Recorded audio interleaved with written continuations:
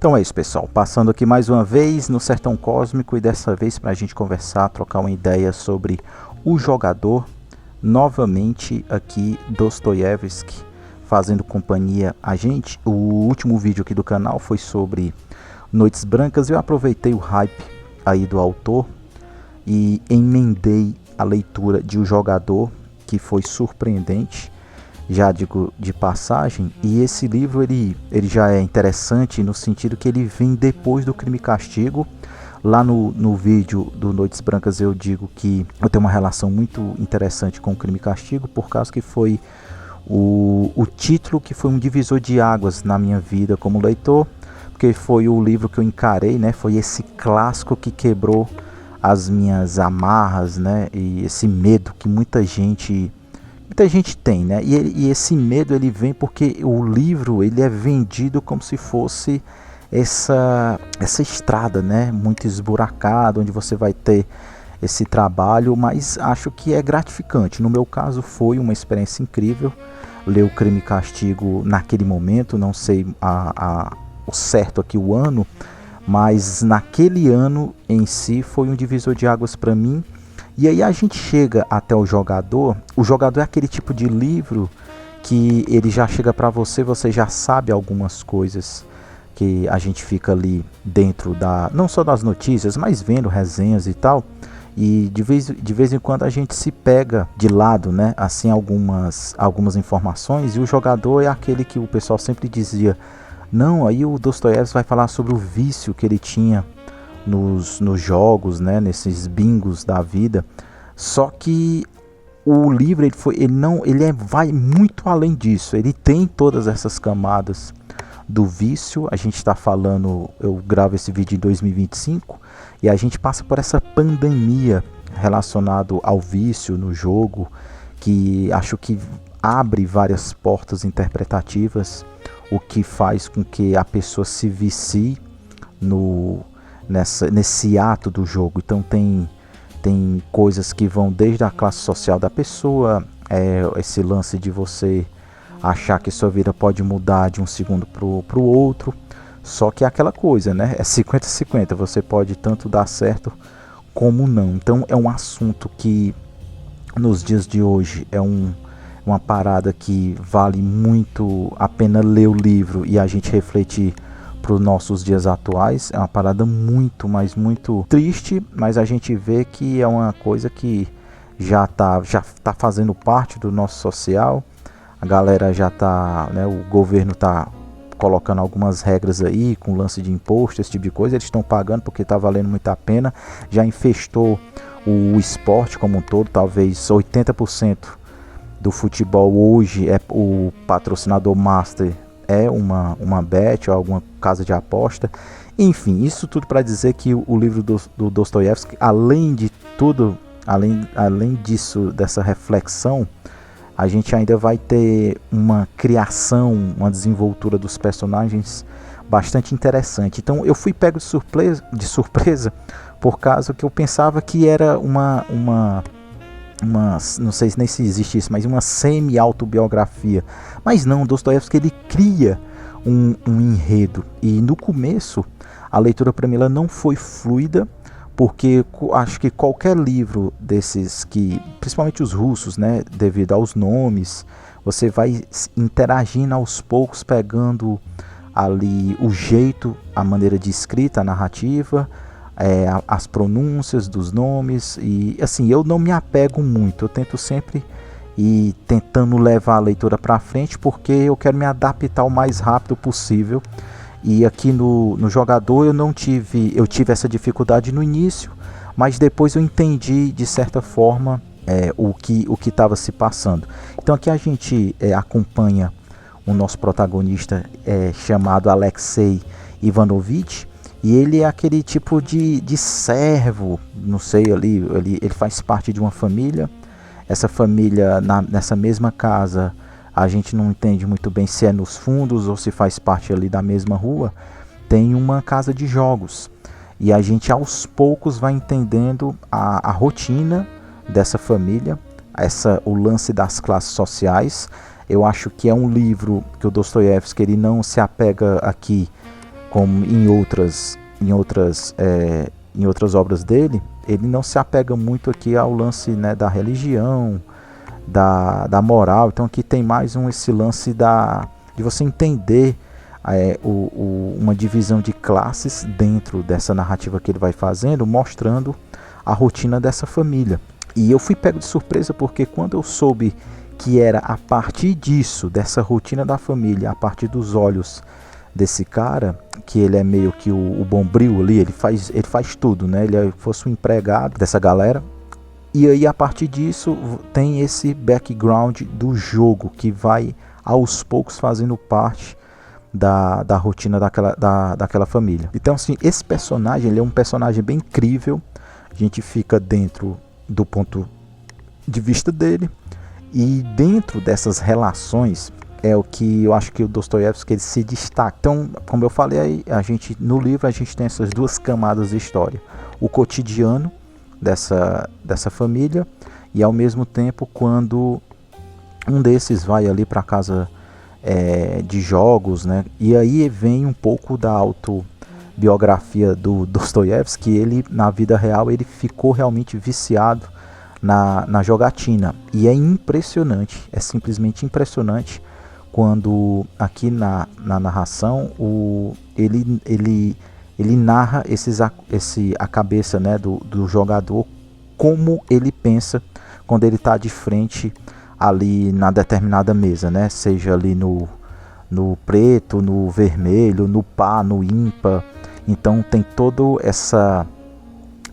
a gente entende todo o Dostoiévski, ele é muito hábil em narrar essa construção ali do cenário, e ele faz uma espécie de estudo de caso mesmo, não só do cenário, mas apresentando para a gente como realmente um jogador deveria se comportar, digamos assim, né? Então a cabeça dele vai ali o lance da estatística, mas ele também diz que vai também depender do dia, se você vai estar com sorte ou não. Então não vai ser todo dia que vai estar saindo apenas, sei lá, o número par, ou vai estar apenas saindo o número ímpar. Então ele vai explicando isso, e para quem é do meio aí dessa galera aí que gosta de uma jogatina, eu acho que isso aqui vai ser a parte mais interessante, essa narração quando ele está dentro da cabeça do personagem, e ele vai passando todos esses pormenores pra gente. Realmente você fica se perguntando, para quem não pega esse background, que é realmente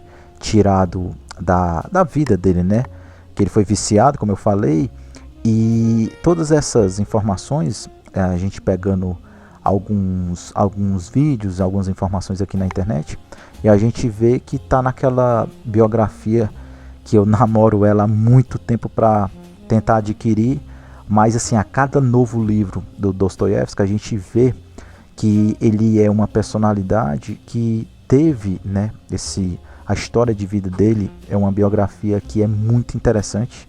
Acho que passa pela história cultural da Rússia, uma parada bem social. Tem esse período que ele que devido às ideias dele que estava contrastando com o governo, ele foi preso, foi exilado na Sibéria. Então assim, é uma personalidade que tem camadas de história bem interessante, e eu acho que mais cedo ou mais tarde eu vou adquirir essa biografia, e parece que tudo essas informações tem isso, né, que vai narrar esse período que ele fica viciado no jogo. Então assim, pessoal, para você que quer dar uma chance ao jogador, não conhece, é mais ou menos isso.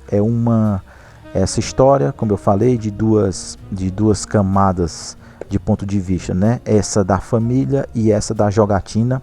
A família tem uma trama muito interessante também, que faz você essas duas camadas, né? Vai tanto o plot quando tá ali na jogatina, nesse ambiente de jogo, e esse plot da família, são duas coisas, são dois plots que vão se converger no final, e que deixa as coisas você fica muito curioso para saber, né? Então a gente tem aqui eu nem sei se chama, né, uma aristocracia, a burguesia, esse tipo de coisa, e a partir disso a gente tem personagens muito tortos.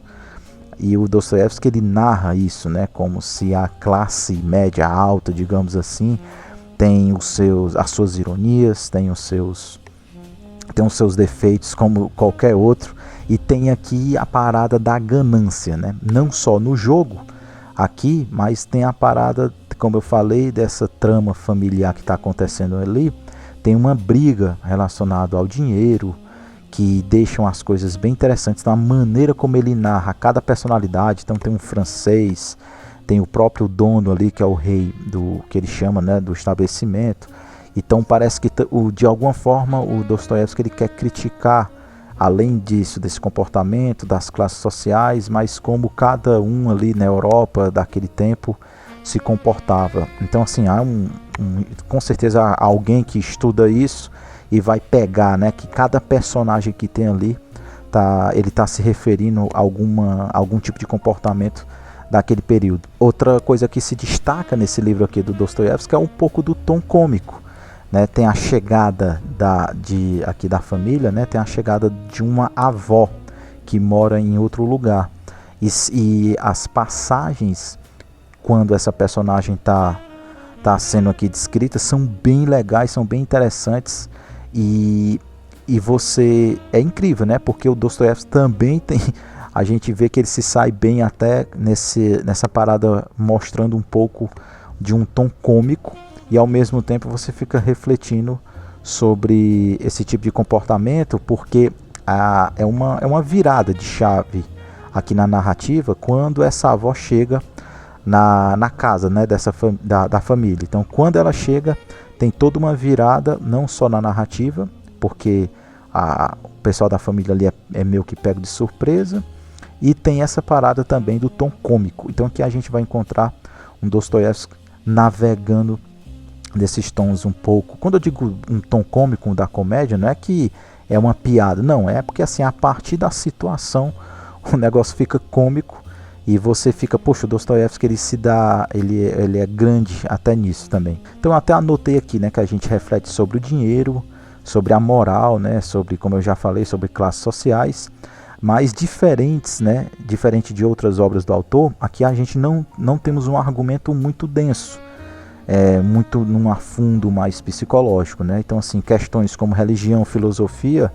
que está muito presente em outras obras, aqui no Jogador não. Aqui o Dostoiévski, ele não perde, digamos assim, não condensa na sua narrativa esses tons mais, digamos assim, aquela descarga que ele dá, aquela descascada que ele dá no destrinchando a personalidade dos seus personagens. Aqui não. Aqui a gente vai refletir, como eu falei, principalmente sobre o lance do dinheiro e como isso ele molda a maneira como as pessoas se comportam. Tem a mentira, a hipocrisia, que é interessante que sempre é a mesma história, né? A gente está falando de algo ali de 2 séculos atrás, e a gente continua nessa mesma pegada. Infelizmente, a gente não tem como separar essa parada ainda do nosso comportamento relacionado ao dinheiro. Então aqui no Jogador, como eu falei lá no início, que é uma reflexão que a gente faz sobre o porquê das pessoas jogam, né? O porquê de tentar essa sorte. Então são várias camadas que a gente busca essa reflexão.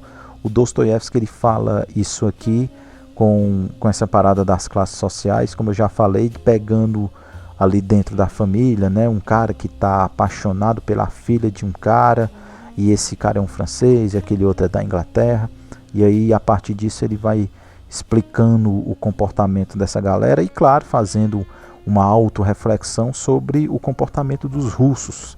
Também tem umas passagens aqui que tem um diálogo incrível do protagonista, que ele fica falando o ponto de vista dele relacionado ao comportamento. Então ele é uma parte interessante da trama, de onde ele faz esse resumo para a gente sobre o comportamento de cada um ali naquela mesa. E o Dostoiévski, ele, como sempre, né, há um poder na construção dos personagens, que, como eu falei, a partir dessas duas linhas do tempo, tanto da família como ali da rotina do jogo, ele consegue unir tudo no final com a mensagem interessante, porque parece que é uma coisa que é difícil, né? A gente pode tirar um pouquinho do olhar do vício no jogo, mas como qualquer vício, para você tirar de você é um pouco complexo, né? Você não é só mudar a rotina, você tem que entender o que o pessoal chama de gatilho, porque você só vai para um vício quando você sente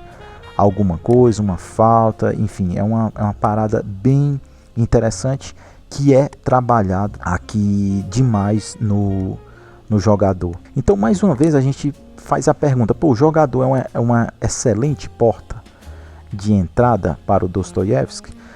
Pode ser que sim. Por que eu digo isso? Mas às vezes o pessoal pode começar ali com Noites Brancas e depois pode ou começar aqui com o jogador e dizer, poxa, então quer dizer que o Dostoiévski é apenas isso?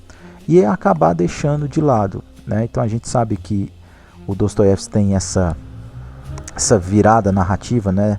Tem o pré e o pós, né? Quando ele vai ali, depois que ele volta da prisão da Sibéria, algumas obras dele começam a ganhar uma profundidade psicológica bem mais pesada. Então é um estudo de personagens que vão mais a fundo realmente na alma, no psicológico.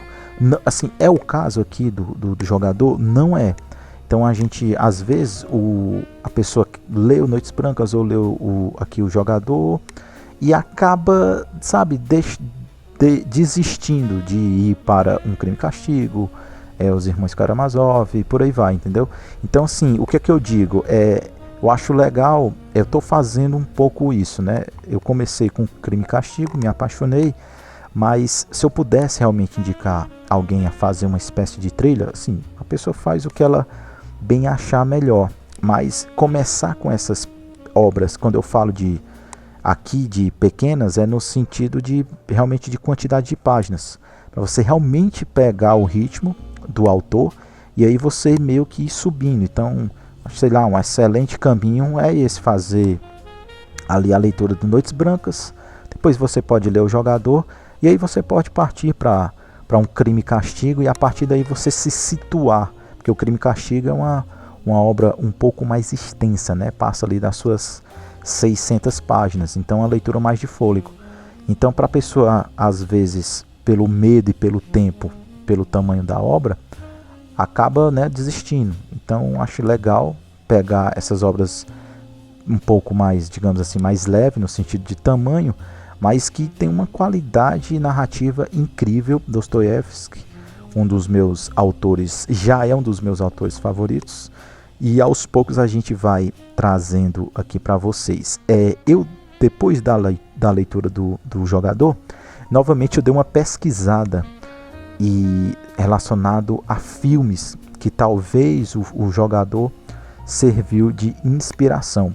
Novamente eu fui surpreendido e encontrei vários filmes, vários filmes que tem o argumento do Dostoiévski, digamos assim, sendo uma espécie de influência. E aí eu escolhi um que tem uma pegada ali da nova Hollywood, ali que é um movimento que fez parte dos Estados Unidos ali no comecinho dos anos 70, mas o diretor ele é britânico. Eu estou falando do O Jogador, né, um filme de 1974, dirigido por Karel Heiser. Eu vou colocar o nome aí para vocês. E esse cara é britânico, mas a pegada do filme vai lembrar muito a nova Hollywood.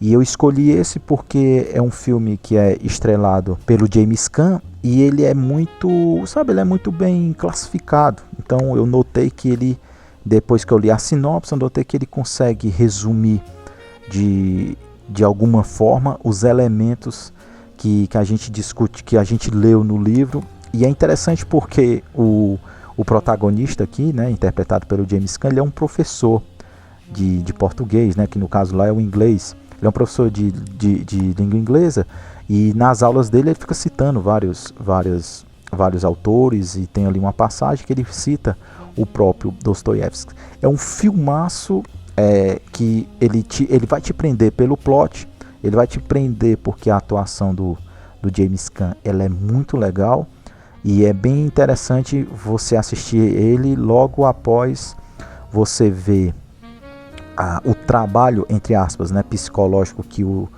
Dostoiévski ele fala dessa... O Dostoiévski ele não narra muito o psicológico por detrás da jogatina, tipo assim, por que você joga? Tipo assim, ele não responde esse tipo de pergunta. Já aqui nesse filme, ele dá ele adiciona essa camada, né? Porque tem alguns diálogos de onde a gente tem essa resposta, né, a partir do filme. Então, cada um tem os seus motivos, e aqui o protagonista tem o dele. E esse filme, por que eu estou querendo dizer isso? Porque esse filme ele complementa muito algumas camadas que no Dostoiévski ele não trabalha.